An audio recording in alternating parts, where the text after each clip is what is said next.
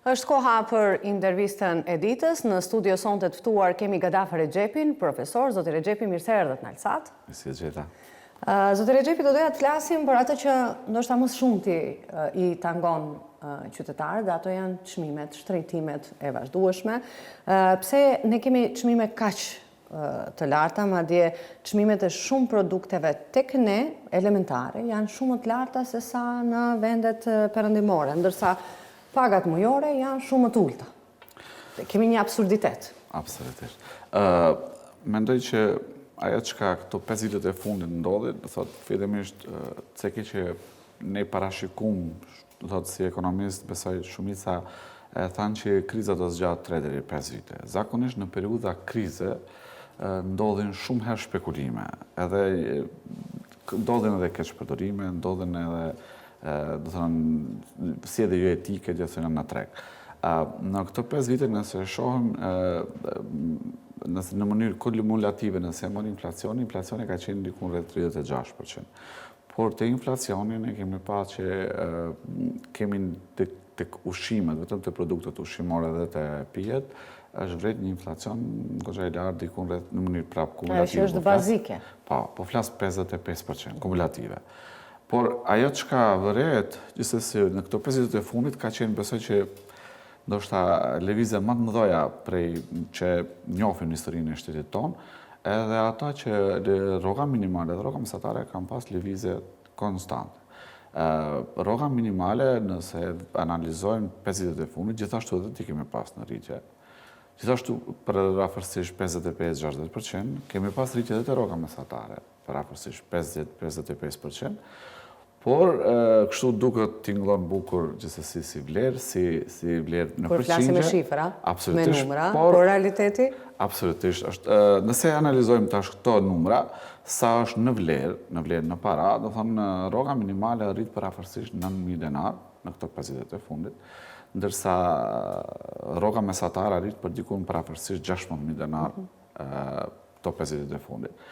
Në krahasim me shportën konsumuese, tash gjithsesi ka dilema, duhet të jetë ashtu formula apo kjo, po pa më parasysh ajo formula ose ai model ka ekzistuar shumë vite më herët, edhe aty vrem që këto 5 vjet e fundit rritja ka qenë diku 30.000 denar ose mbi 30.000 denar. Kështu që rritjet e pagës nuk e mbulojnë rritjen e shportës së konsumit, shportës sindikal. Edhe këtu është problemi kryesor, do thënë tek zakonisht tek qytetari, se çdo kush që e ndjen, sidomos nëse është sa më afër rrogës minimale, aq më shumë e ndjen këtë presion të çmimeve. Arsyeja e rritjes së çmimeve zakonisht në këtë situatë, do të thonë unë do kisha vlerësuar, kjo është vlerësim individual, nuk do të thonë që është i bazuar sona institucionalisht.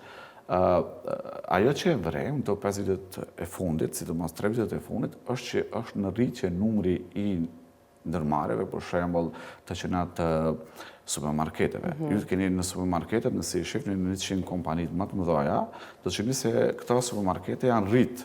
Dhe shqipëria që është biznesi më fitimprurës në këtë rast. Absolutisht, besoj që do thonë sepse sikur të kishim pa rrëmje të fitimit, atë do të ishin të arsyeshme edhe rritja e çmimeve dhe këta lëvizje të çmimeve edhe të produkteve dhe të shërbimeve.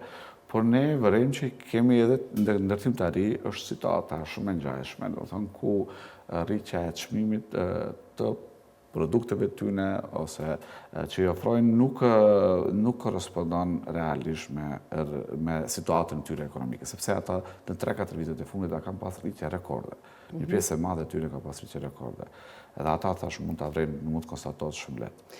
Në këto vite, kur vetëm nga pandemia, këndej kur filloi kriza ekonomike, që fundi nuk i shihet për shkak të shtritimeve të vazhdueshme, dallimet në çmime janë shumë të mëdha. Si nga pushteti i kaluar, si nga pushteti aktual, kemi parë marrjen e masave, por që kanë qenë afat shkurtra.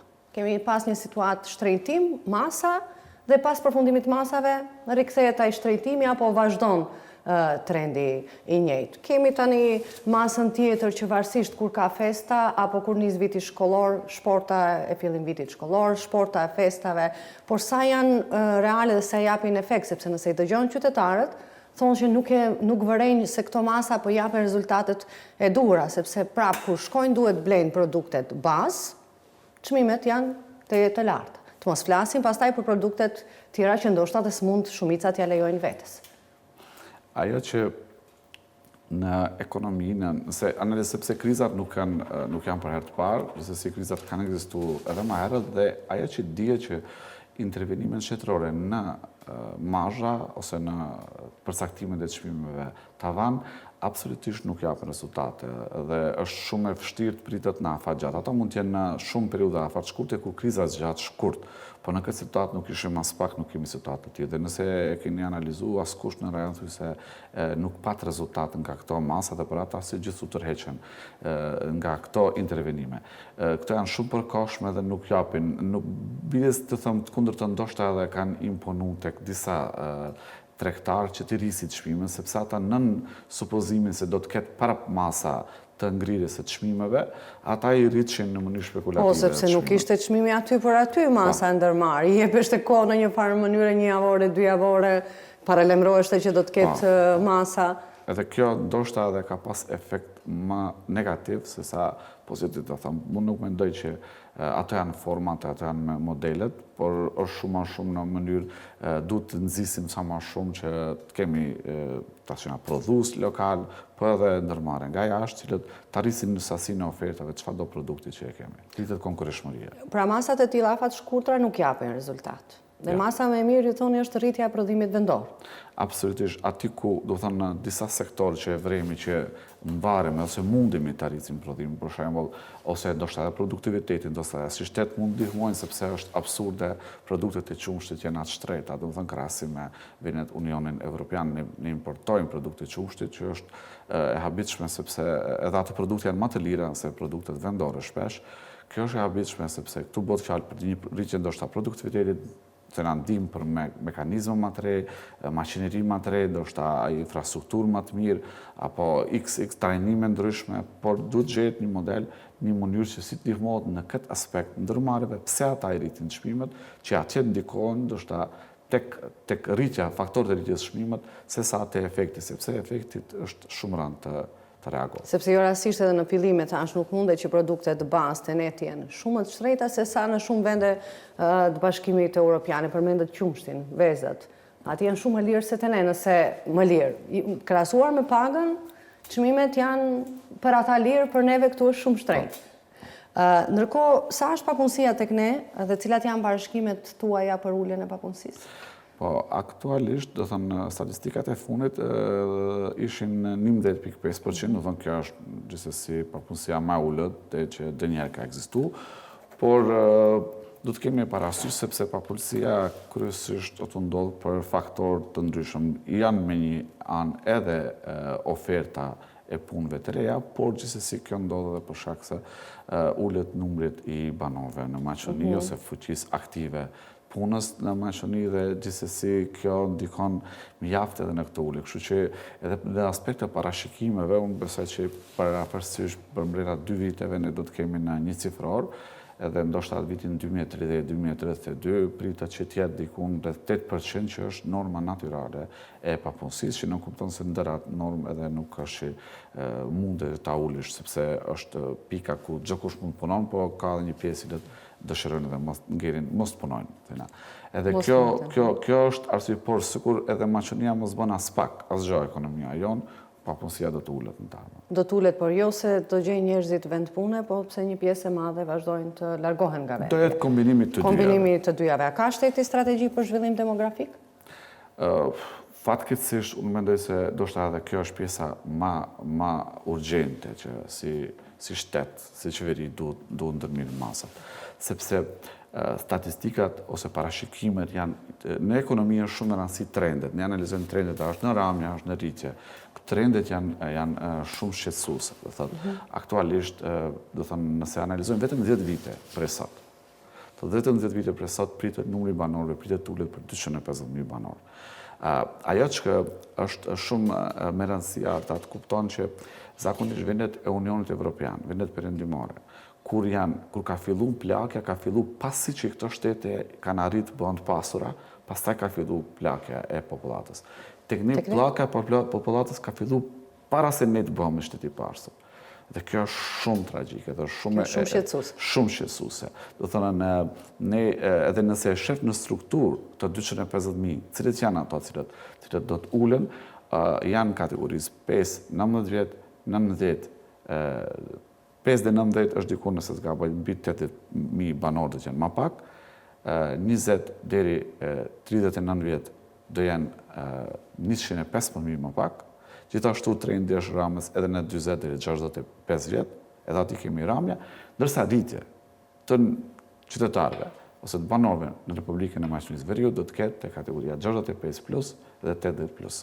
Pra i bie që vetëm të moshuarit do mbesin, sepse nuk mund të largohen. Shpresoj mos këtë kuptohem është pozitive kjo, se njëri do jetë më gjatë, por ne e dim që kush bën zhvillimin ekonomik, kush rrit produktivitetin, kush rrit inovacionet, dhe ato janë vetëm te këtë rrit. Dhe kjo është shumë shqetësuese. Dhe këto dhëna vërtet janë shqetësuese, sepse nuk po flasim për një kategori qytetarësh që shkojnë, do të largohen nga vendi për të mira materiale, por kjo kategori është që shkon për një jetë më të mirë, ose i mungojnë kushtet këtu.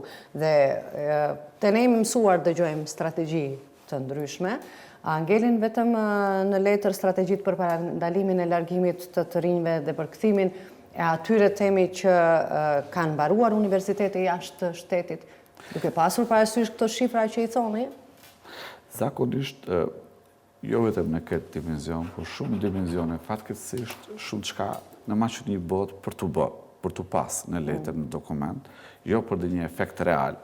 Edhe, për shembull, ne mund ta shohim tash numrin e studentëve cilët e finanson, ato janë shifra shumë të mëdha, edhe është strategjia zakonisht shumë e mirë, derisa ajo do të jep efektin.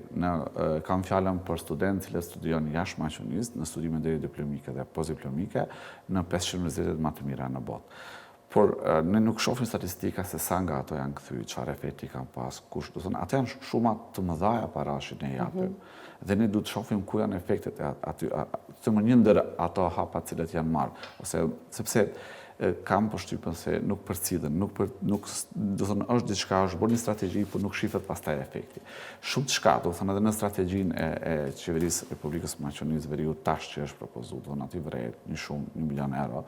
Edhe aty, do thonë, për kthimin. Po, edhe para se ta lexoj e disha, do ne paragjykova me saktësi që ato do janë kampanje mediale. Do thonë jo kampanja reale, do thonë jo që do prek vërtet qytetarin dhe do ta detyroj që mos largohet apo të kthehet. Absolutisht, që ti ndryshon perceptimin për qytetin, për vendin ku e ka jetuar më herët. Do thonë sepse kemi parasysh për të bëjmë për një stres se njerëzve cilët sidomos të ri që kanë do thonë ata dëshirojnë në mënyrë shumë plastike të shohin arsyet e qëndrimit këtu, sepse janë të ri dhe që nga tash kanë filluar të mendojnë dhe ata që studiojnë sidomos në këto universitete, do të keni parasysh se ato do të ishin një motor jashtëzakonisht shumë i vlefshëm për ekonominë tonë dhe për çdo aspekt të jetës tonë. Pra, i bie që strategjitë e ne bëhen sa për treguar se po bëhet diçka. Në fakt situata është krejt ndryshe në realitet, thoni që i dhatë të dhënat shqetësuese diku 250.000 persona deri në 10 vitet e ardhshme mund të largohen. Parafërsisht 200.000 do të jenë në moshën 5 deri 20 vjet. Dhe kjo është gjithë rinia në një farë forme dhe nga ana tjetër shohim synime për kthimin e atyre që janë jashtë në Maqedoninë e Veriut. Por çfarë vërtet duhet bërë? T'i lëm anash këto strategjit dhe t'i lëm anash ato që thatë publicitetin, por çfarë vërtet duhet bërë për të përmirësuar jetën e të rinjve këtu, jetën e shoqërisë, pavarësisht moshës, që mos largohen apo dhe që vërtet të arrijmë t'i kthejmë ata që janë larguar në vend? Disa arsye, sepse largohen të rinj, janë universale, si në rajon përgjithësi. Por disa arsye ne kemi shumë, disa arsye janë shumë unike që janë vetëm për vendin tonë. Dhe ne duhet bëjmë hulumtim të saktë për identifikimin e nevojave. Mendoj që këtu do të qenë sociologët dhe psikologët që në mënyrë më të mirë të identifikojnë nevojat cilet këta të ri ju kanë mungu, çka është ajo që ju ka mungu. Për shembull, unë mund të përmendj vetëm Maslowin i cili në mënyrë perfekte i zbërthën këto dhe tregon arsyet se zakonisht çka njerëzit dëshirojnë, çka njerëzit kanë nevojë, sidomos edhe në moshën më të re. Thonë, ne kemi si shtet nuk kemi arritur që sigurojmë, do thonë, të rive. Supozojmë pas diplomimit, unë e njoh plot të ri, pasi që ligjëroj në universitet dhe me studentë e vitit 4, zakonisht shumica nga ata janë friksuar se nuk do të gjejmë punë, se ku do të shkojmë pas asaj, janë lodhur. Apo të gjejmë punë me pak të ulët. Absolutisht, ose pagesa do të jetë ashtu shumë me ulët edhe nuk do të gjejmë punë në cilën ai planifikon, ai dëshiron se ka ëndru më herët. Janë do thënë gjendja shumë shqetësuese, edhe pse në çdo ditë ndigjojmë nga një anë që pulldanësit thonë që kemi nevojë për punësum, por realisht edhe në anën e trive shumë të ri, çdo ditë, sepse edhe papunësia nëse shihet në strukturë, aty do të thonë është 11.5%, por papunësia tek të rit është 25 deri 30% rritët, që është normë shumë e lartë krahasim me Unionin Evropian dhe vende tjera, sepse i të rit nuk ndjejnë siguri. Përveç pjesës sot financiare, ata gjithashtu nuk ndjejnë siguri, nuk shohin siguri. Pastaj janë faktorë tjerë, do të thonë nuk shohin këtu edhe vlerësim, sepse është shumë e rëndësishme të vlerësojmë që dëshmojnë sepse ata vërtet të mirë do të punësojnë në vende të mira, do të kenë pozicione të mira. Në rast që është një student i mirë pas diplomimit e shef që dikush që sepse ata njihen që si mes veti, cilët ka ecë rrugën pak më ndryshe nga ai dhe merr një pozicion të bindur se do thonë zakonisht ne këtu si shtet kemi shkuar në një mënyrë shumë një-dimensional që e kemi zgjidhur problemin. Supozojmë vetëm rrogën. Është e pamjaftueshme dhe rroga, dhe sigurt ajo është faktori kryesor, po është prapë e pamjaftueshme. Po dhe sigurt jetë e lartë rroga, kushtet e tjera në anën tjetër nuk bëjnë. Trajtimi, do thonë ne kemi pas përmes një projekti të US, do thonë pjesën sociale në vendet e punës. Do thonë edhe vetë organizatat, vetë ndërmarrjet, do thonë duhet të investojnë shumë në krijimin e kushteve sa më të mira për të rit, sepse nuk është edhe ata shkojnë në strategjinë rroga të japin rrogë më të lartë, ma nuk mendojnë sepse do të jetë i motivuar. Absolutisht, gjitha teoritë e motivimit tregojnë se rroga është vetëm e zgjidh një problem fiziologjik. As pak nuk kalon te kategoritë tjera që janë sociale, siguria, vlerësimi, vetë aktualizimi, kështu me radhë. Thonë ne do të insistojmë që edhe ndoshta ndërmarrjet trajnohen dhe ndërmarrjet që krijojnë kushte, ndoshta për shkak një diplomum 6 muajt e parë, një vitin e parë të merr një rrogë të garantuar derisa gjen vendin e parë ose ti ofrohet vendi i parë i punës. Pra duhet veprohet urgjentisht i bie, në mënyrë që t'i mbajmë të rinjt në vendin tonë. Unë mendoj se për mi mbajt do t'jerë ndoshta është ma lehtë, se për të kthy të rit këtu janë faktorë, do të kemi parasysh se ata që kanë ikë nga këtu kanë pas një arsye, do thonë.